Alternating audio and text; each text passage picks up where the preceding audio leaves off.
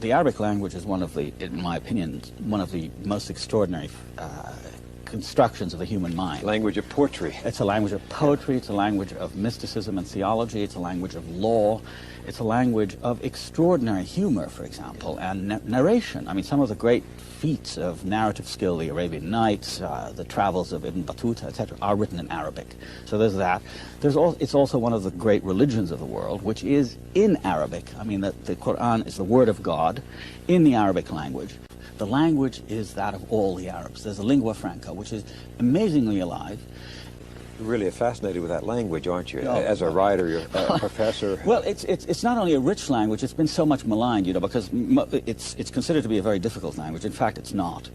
But it's characterized, it's interesting, a lot of the attacks and the cultural attacks on the Arabs focus on the language that's considered to be a language of violence, of bombast, of sort of awful pretentiousness. It isn't, in fact. It's a very flexible, athletic language from athletic? which athletic. Oh, fantastic. Can do many things. Many things. Greek. Exactly. Most of the great classics of the Greeks came, the scientific classics, the logical classics, the works of Aristotle, came to the West through Arabic translations. I mean, that's how they were known.